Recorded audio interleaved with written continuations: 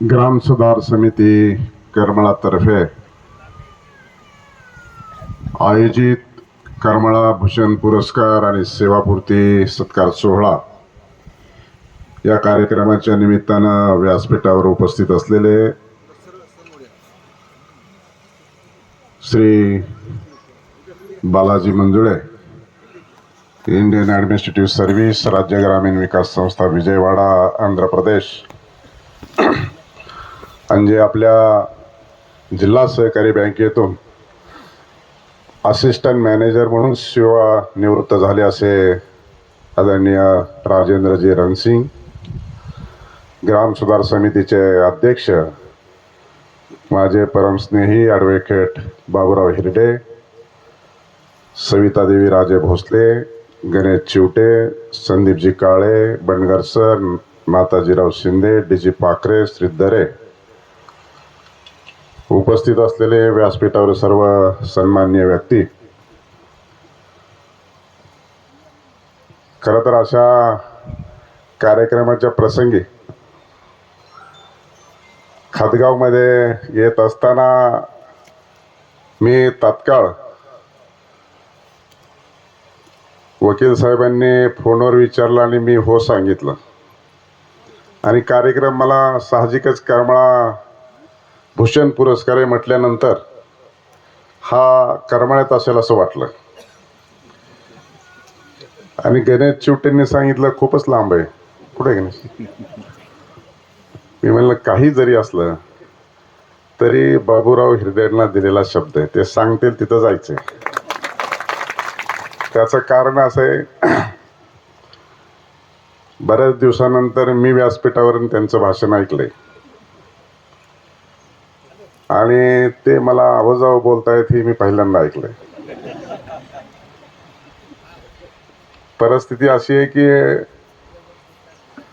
त्यांनी आमचं थोडंच सांगितलं, पण अजून बरंच काय आहे. कारण मी लहान आहे, ते मोठे आहेत, पण आता मी पदाने मोठे झाले म्हणते पदासाठी रिस्पेक्टेड बोलले असं मी समजतो, माझ्यासाठी नाही. खरं तर वास्तविक पाहता अशा ठिकाणी कार्यक्रम ठेवलाय रणसिंग साहेब, उजनीचं बॅकवॉटर, आपले सगळे प्रगतशील शेतकरी आणि प्रगतशील शेती पाहून मला तर खूप आनंद झालाय. त्यामुळे आता मी घाई करायचं नाही ठरवलं. आणि त्यात परत तुमचं प्रास्ताविक सांगत असताना सांगितलं की हे शेतीत गेले ओळखूच येत नाहीत हे साहेब होते म्हणून. आणि शेतामध्ये कार्यक्रम ठेवून एवढी लोक आपल्या सेवापूर्तीच्या कार्यक्रमाला उपस्थित आहेत, याच्यावरून आपल्या कामाची पावती माझ्या नजरेमध्ये भरली. मंजुळे साहेबांचं तर बोलायलाच नको. अतिशय प्रतिकूल परिस्थितीमध्ये त्यांनी आपलं काम केलं आणि इंडियन ॲडमिनिस्ट्रेटिव्ह सर्व्हिस, खरं तर ते बाबूराव हिरड्यांना आबा म्हणतायत. मला त्यांना आबा म्हणतायत हे आत्ताच कळलं. कारण आमचं आता तुम्हाला वाटत असेल हे एवढे जवळून कसे बोलतात, पोथऱ्यामध्ये असताना तिला आबा काही कुणी म्हणत नव्हतं असं माझं मत आहे. आणि तुम्ही आबा म्हणले, तुम्ही त्यांना दिलेला शब्द आय एसचा खरा करून दाखवला. डेप्युटी सीओचे आय एस झाले, पण मी काय होणार आहे त्यांना माहीतच नव्हतं. मी आताच पोथऱ्यात भाषण करून आलोय. पोथऱ्यात असं भाषण केलं मी, तुम्ही नव्हते तिथे. आमच्या मामांचं आडनाव आहे कडू, सगळ्या कडूंचं मी भाचा. त्याच्यामुळं गावात एवढा कार्यक्रम अडचणीचा होता आणि वेळ प्रसंगी हे होते सोडवायला, जिथं जाईल तिथं भांडण रंजकुटाना. आणि आडनाव शिंदे असल्यामुळं त्यावेळेस पोत्र्याच्या शिंदेची बरीच चालायची करमाळ्यात. त्याच्यामुळं त्याचा फायदा झाला करमाळ्याला हायस्कूलला आल्यावर. त्यामुळं निश्चितपणे खऱ्या अर्थाने हा कार्यक्रम अतिशय चांगला आहे. आणि तिघांनी भाषण असं केलं की एकदम काव्य, अध्यात्म आणि एकदम वरच्या स्तरातली भाषण झाली. आता मी राजकीय माणूस आहे. आता त्यांचा अभ्यास जर मी करायला सुरुवात केली तर माझा अभ्यास कोण करेल? आणि माझा अभ्यास बरा चालला असं मला वाटतंय. शेवटी जीवनात आल्याच्या नंतर आहे त्या प्राप्त परिस्थितीला मात करत आपल्या स्वतःची स्वप्न साकार करण्यासाठी यथायोग्य सर्वांचं मदत आणि सहकार्य घेऊन आपला लक्ष्य भेदण्याची भूमिका आपण करण्याची आवश्यकता असते. आणि म्हणून आपण ज्या परिस्थितीतून वरती आलो आहोत त्या परिस्थितीतून लोक ज्यावेळेस आपल्याला मदत आणि सहकार्याची भूमिका मागत असतात त्यावेळेस त्यांना मदत करण्याची भूमिका आपण ठेवली पाहिजे. आमच्या तालुक्यात आपल्याला काही लांब नाही. सगळ्या लोकांना वाटतं की एवढा छोटा माणूस एवढा कसा काय हे राजकीय जीवनामध्ये यश संपादन करू शकतो. आणि बऱ्याच लोकांना असं वाटतं की हा नशीबवान आहे. ज्याला जसं वाटतं त्याला तसं वाटतं. पण नशिबान सगळेच नशिबान माणसं आहेत. बिगर नशीब घेऊन कोण जन्माला आलाय? त्यामुळं आता मंजुळे साहेबांची भूमिका आपण ऐकली, रणसिंग साहेबांची ऐकली आणि तिघांनाही उपमा अतिशय ॲडव्होकेट हिरडेंनी आपल्याला दिलेली आहे. रणसिंग साहेबांचं सगळे स्थिती भीती बघितलं की इतरांना असं वाटत असेल आपण तशी करावा. वाटतं का नाही वाटतं? शेजाऱ्या पाजाऱ्याला 100% वाटत असेल. पण त्यांचं कष्ट त्यांची मेहनत त्यांनाच माहिती आहे. त्यामुळं इतरांना असं वाटतं की काय त्यांची शेती पिकते आपली का पिकत नाही. बरोबर आहे ना? पण त्यांचे कष्ट त्यांच्या ध्यानात त्यावेळेस येत नाही.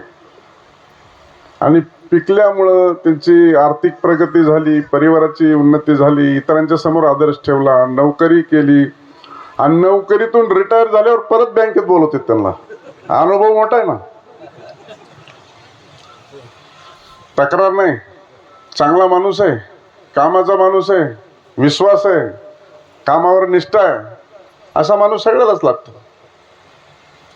आणि म्हणूनसाठी जीवनात यश संपादन करायचं असेल तर जो कार्यक्रमाचा हेतू आहे की हे सत्कार करणं, हा जो काही कार्यक्रम हाती घेतलेला आहे आपण ग्राम सुधार समितीच्या माध्यमातून, की ज्यांनी समाज जीवनामध्ये अतिशय चांगलं काम केलेलं आहे, तर इतरांच्या पुढं आदर्श ठरलं पाहिजे आणि त्या पद्धतीनं आपली माणसांनी प्रगती केली पाहिजे. या भूमिकेतून आपण काम करतो. मला वाटतं गुंजाळ साहेब बाबा आंध्र प्रदेशला गेल्यावर आपली अशी पंचायत होती की तिथं नेमकं काय बोलावं. आपल्याला एक तर इंग्रजी येत नाही आणि हिंदी बोललं तर ते ऐकून घेत नाहीत. म्हणजे सगळा कार्यक्रम संपला आपला तिथं गेल्याच्या नंतर. बरोबर आहे ना? आता तुम्ही तिथं गेल्यावर ह्यांची अशी भूमिका आहे की डेसिग्नेशन काय वाचलं का? राज्य ग्रामीण विकास संस्था विजयवाडा. म्हणजे आंध्र प्रदेशच्या अधिकाऱ्यांना प्रशिक्षित करायचं. जसं आपली यशवंतराव चव्हाण यशदा आहे पुण्यामध्ये, सगळ्या महाराष्ट्रातल्या अधिकाऱ्यांना जर वाटलं राज्य सरकारला ट्रेनिंग द्यायचंय, केंद्र सरकारला ट्रेनिंग द्यायचंय, तर तिथं अधिकारी येतात तर त्यांना ट्रेनिंग दिलं जातं. आणि आंध्र प्रदेशमध्ये ट्रेनिंग सेंटर आहे, त्याचे हे बॉस आहेत. बरोबर ना?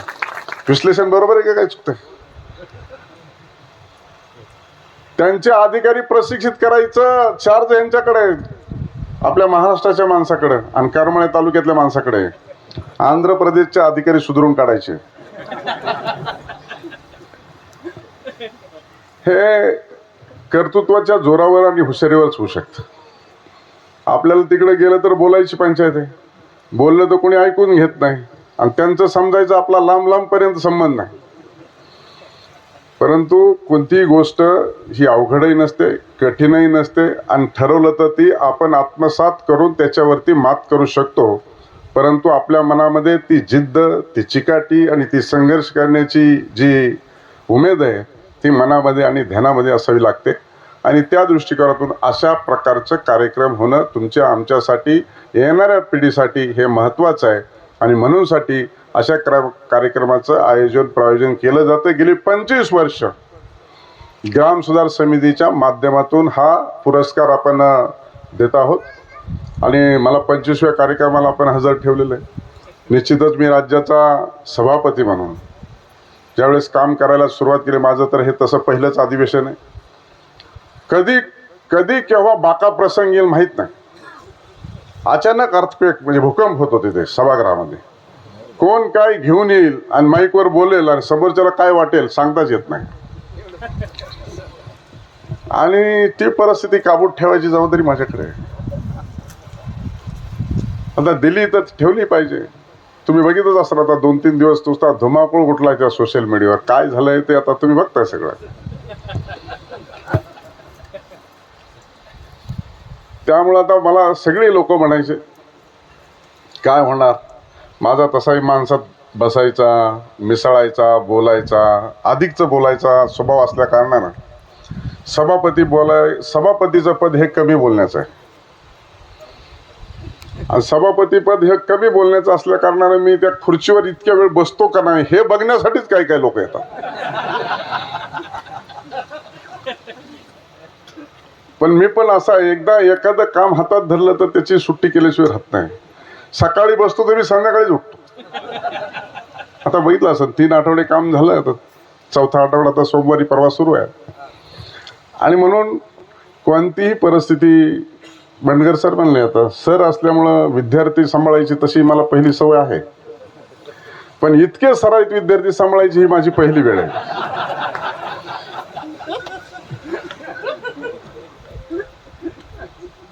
तरी पण अजून कुठली अडचण आली नाही. आणि विद्यार्थी तर तुम्ही माहिती बघितले असेल पुढे कसे कसे विद्यार्थी आहेत. पण सभापती म्हणून जी काही आपल्या महाराष्ट्रात आणि देशात जी काही त्या पदाची गरिमा आहे ती निश्चित स्वरूपामध्ये अतिशय मोठी आहे.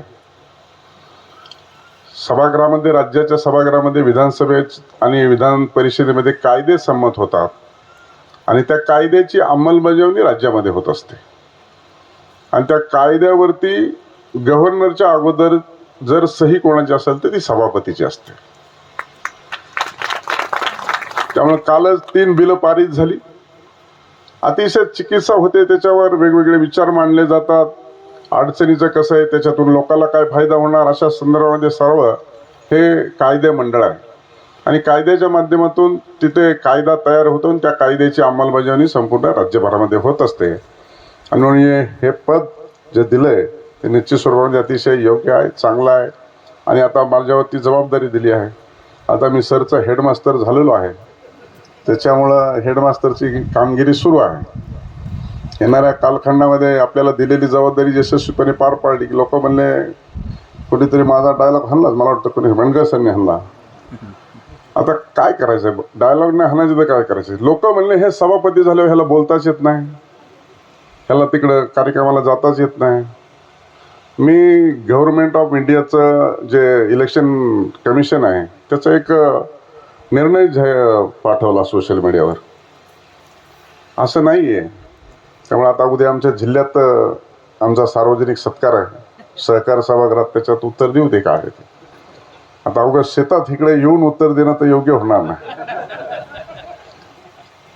त्यामुळं सभापतीपद पूर्वी ना कधी ना काळी स्वातंत्र्य मिळण्याच्या वेळेस सभापती आणि विधानसभेचा अध्यक्ष जर झाला वकील साहेब तर त्याच्या विरोधात माणूस उभा करायचा नाही अशी प्रथा होती. आता तसं झालं त्याला निवडून येऊन द्यायचं नाही ही प्रथा सुरू झाली. मग आता प्रथा राहिलीच नाही तर प्रथेच्या विरोधात माणसाला वागावं लागतंय. आणि म्हणून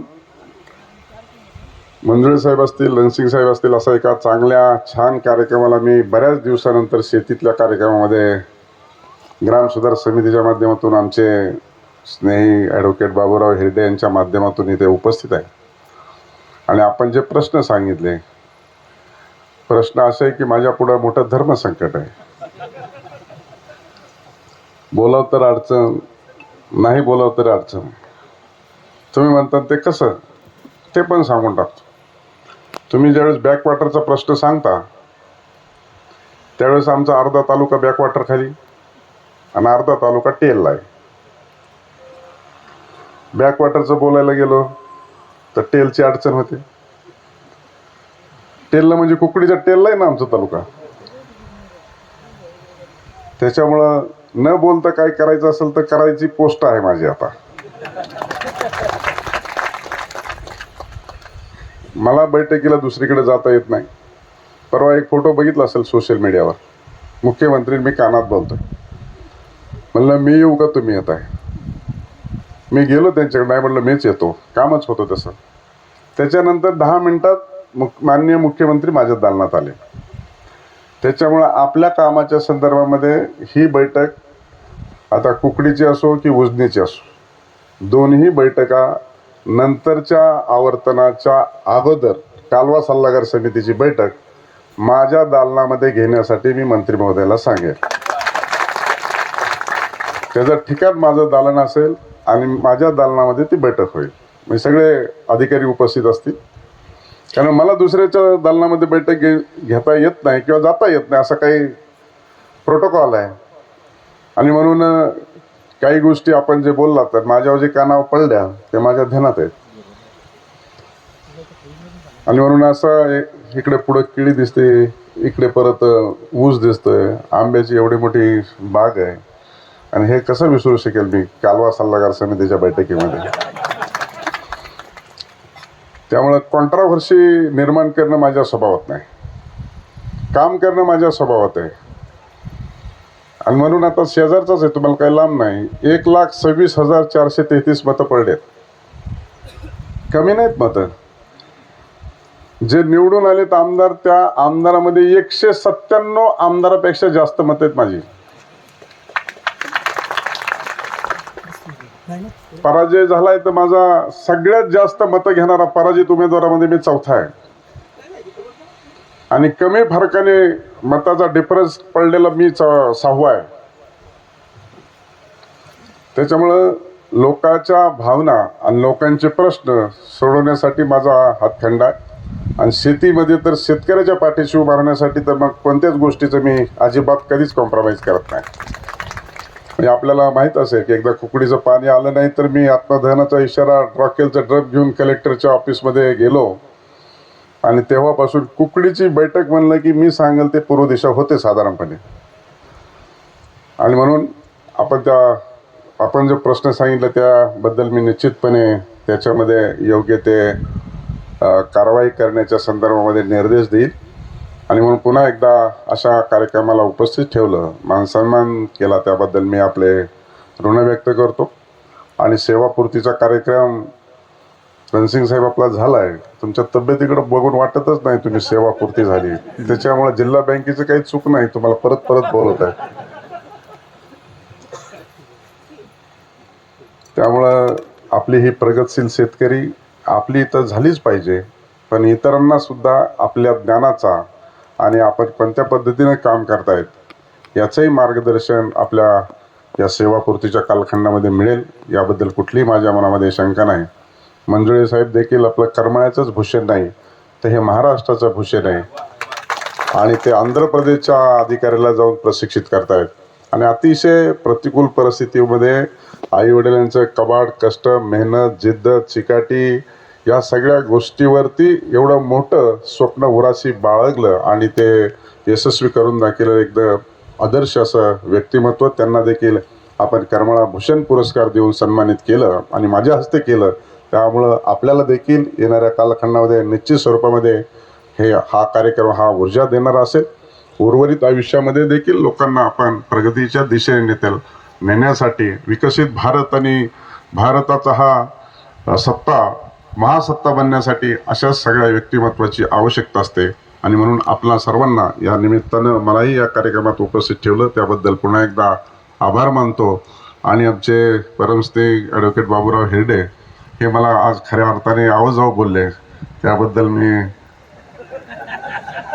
अपेक्षित नसताना मी आज ऐकलं, पण बोलल्याशिवाय पर्याय नव्हता असं आहे. पण ते माझ्यासाठी आवाजाव बोलले, माझ्या पदासाठी बोलले असं मी समजतो. मला आरतुरं बोललेलं जास्त आवडलं असतं त्यांनी, एवढंही मी पुन्हा एकदा सांगतो आणि माझं बोलणं थांबवतो. जय हिंद, जय महाराष्ट्र.